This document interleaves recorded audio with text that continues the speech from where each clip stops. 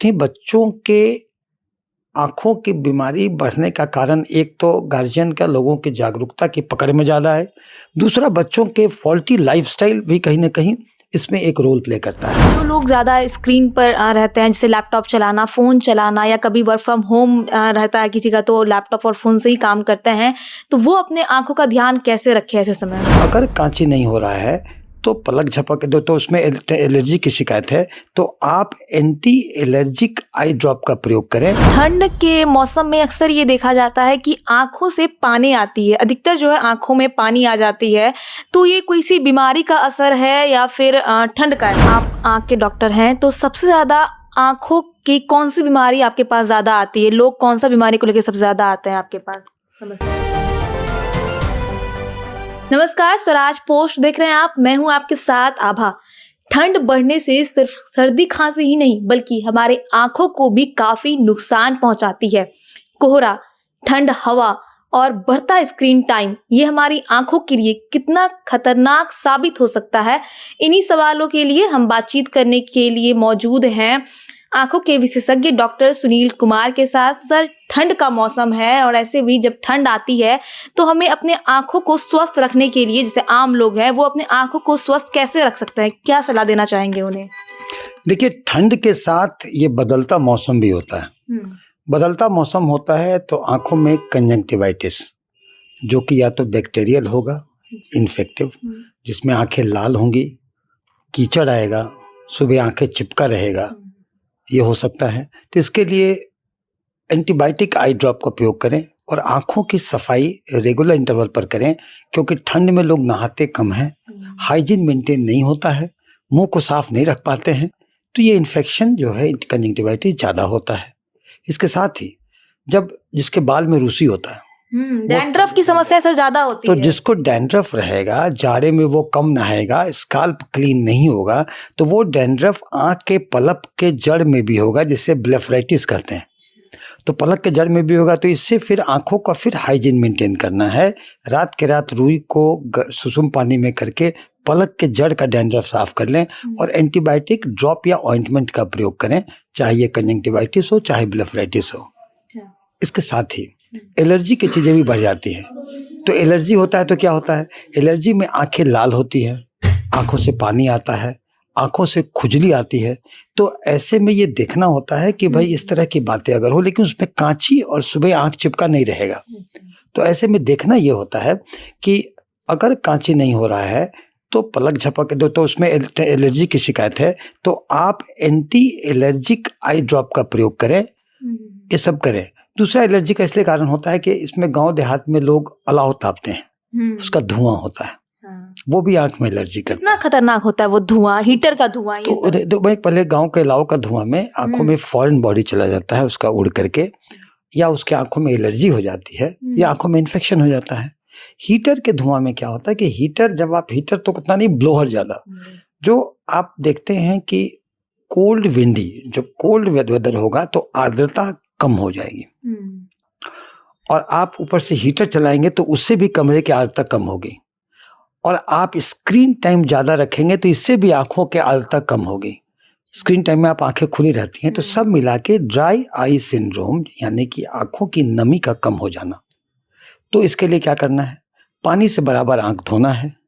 दूसरा क्या है कि आप अनावश्यक स्क्रीन पर न रहें। अगर लंबे देर तक रहना है तो 45 मिनट पे ब्रेक दें, पानी से आंख को धोएं, 5 मिनट तक आंख को रेस्ट दें, फिर काम करें। इससे भी अगर हो, जैसे आप कमरे में आर्द्रता मेंटेन रहे, इसके लिए आप एक एक पानी जो है, पानी में तौलिया या कपड़ा रख के रख दें ताकि कमरे की आर्द्रता मेंटेन रहे और ब्लोअर के डायरेक्ट उस तरफ नहीं रहे। तो आंखों में जो आर्द्रता आती है, और इससे भी नहीं होता है तो लुब्रिकेटिंग आई ड्रॉप का प्रयोग करना पड़ सकता है। तो आर्द्रता मेंटेन करना, इन्फेक्शन से बचना, एलर्जी से बचना, हाइजीन रखना, ये सब चीज़ें इसमें ज़्यादा होती है। ठंड के मौसम में अक्सर ये देखा जाता है कि आंखों से पानी आती है, अधिकतर जो है आंखों में पानी आ जाती है, तो ये कोई सी बीमारी का असर है या फिर ठंड का असर है? देखिए, रिफ्लेक्स हाइपर सेक्रेशन, आंख में जरा सा भी अगर कोई विपरीत सिचुएशन आती है तो सेक्रेशन बढ़ जाता है टीयर्स का, इसको रिफ्लेक्स होता है। जैसे आपके आंख में कुछ पड़ेगा तो पानी आएगा ताकि उससे वो बह जाए, आपके आंख में इन्फेक्शन होगा, फॉरेन बॉडी होगा।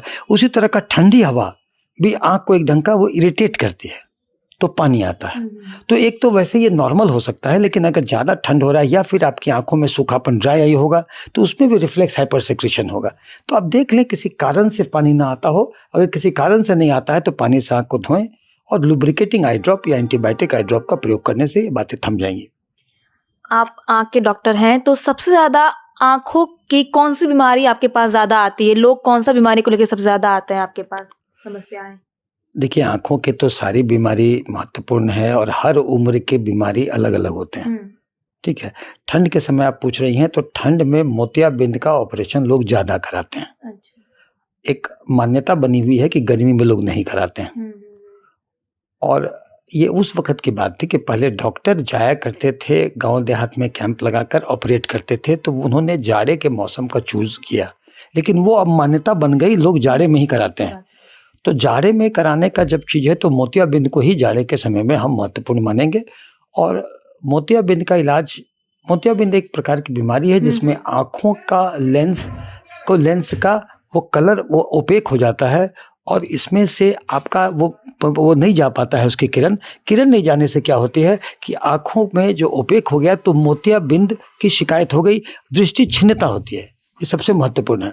तो दृष्टि क्षीणता के लिए जो है, उसके लिए मोतियाबिंद अगर हो जाए तो इसके रिस्क फैक्टर में आंखों में चोट लगना, वंशानुगत होना, उम्र का होना, डायबिटीज़ होना, लंबे दिन तक स्टेरॉयड सेवन हुआ, इन कारणों से होता है। लेकिन अगर मोतियाबिंद हो जाए तो इसमें एकमात्र उपचार ऑपरेशन है और विज्ञान की प्रगति करने पर ऑपरेशन सहज हो गया है और ऑपरेशन करने के लिए एक से एक मशीन आ गया है और मशीन से ऑपरेशन के बाद में उसका रिहैबिलिटेशन जल्दी होता है। पहले वाली बात नहीं है। मोतियाबिंद का ऑपरेशन के बाद, लेंस लगाने के बाद अब रिहैबिलिटेशन जल्दी है, परहेज की जरूरत कम है और इसका रिजल्ट बहुत अच्छा हो रहा है। आजकल के बच्चों में देखा जा रहा है कि आंखों से जुड़ी समस्याएं ज्यादा हो रही है, तो क्यों हो रही है बच्चों को? देखिए, एक तो बच्चे के माता पिता सजग हुए हैं और स्कूल में भी अब लोगों की आंखें जांच होती है, तो जो बीमारी बच्चों में ज्यादा पकड़ में आती है, एक तो ये है। दूसरा, ज्यादा इंसिडेंस इसलिए भी हो रहा है कि बच्चों का आउटडोर एक्टिविटी बंद है, बच्चे कमरे में रहते हैं, सोशल मीडिया पर रहते हैं। माँ बाप भी अपने क्वालिटी टाइम में खलल ना हो इसलिए बच्चों को खेलने के लिए अपना मोबाइल दे देते हैं। बच्चे मोबाइल पर बिजी रहते हैं, वीडियो गेम पर बिजी रहते हैं और उनके खान पान ठीक नहीं होता है। इंडोर रहेंगे तो वो जंक फूड खाएंगे, पिज़्ज़ा, चिप्स, पेस्ट्री। तो इन सब खान पान में भी न्यूट्रिशनल डिफिशियंसी, लोग हरी सब्जी, साग, गाजर, पीला फल नहीं खाते हैं, तो इनके न्यूट्रिशनल डिफिशियंसी हो जाता है, उस कारण से भी दिक्कत आती है। एक घर बैठे आउटडोर नहीं होता, सोशल मीडिया पर रहते हैं तो ओबेसिटी भी हो जाती है, मोटापा। उनको पोस्चरल डिफेक्ट हो जाता है, चूंकि झुक करके ऐसे करके वो करते रहते हैं। और आंखों का कंप्यूटर विजन सिंड्रोम और ड्राई आई तो होता ही होता है। और आंखों में जब इतना तकलीफ होगी तो निश्चित ही आंखों की रोशनी पर भी प्रभाव करेगा। तो निश्चित ही बच्चों के आंखों की बीमारी बढ़ने का कारण एक तो गार्जियन का, लोगों की जागरूकता की पकड़ में ज़्यादा है। दूसरा, बच्चों के फॉल्टी लाइफस्टाइल भी कहीं ना कहीं इसमें एक रोल प्ले करता है। आप खान पान की बात कर ही रहे हैं, तो क्या कब खाना चाहिए, किस टाइम में खाना चाहिए जो आंखों के लिए फायदेमंद हो? देखिए, जो शरीर के लिए फायदेमंद है वो आंख के लिए फायदेमंद है। खान पान है, जैसे देखिए कुछ चीजें, डायबिटीज आंख के लिए बड़ी घातक बीमारी है।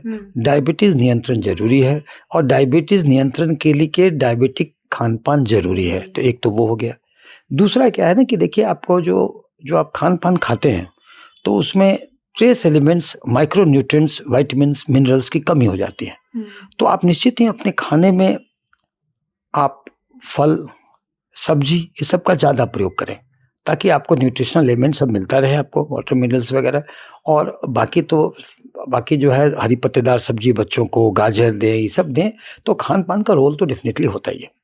जो लोग ज़्यादा स्क्रीन पर रहते हैं, जैसे लैपटॉप चलाना, फ़ोन चलाना, या कभी वर्क फ्रॉम होम रहता है किसी का तो लैपटॉप और फ़ोन से ही काम करते हैं, तो वो अपने आंखों का ध्यान कैसे रखें ऐसे समय में?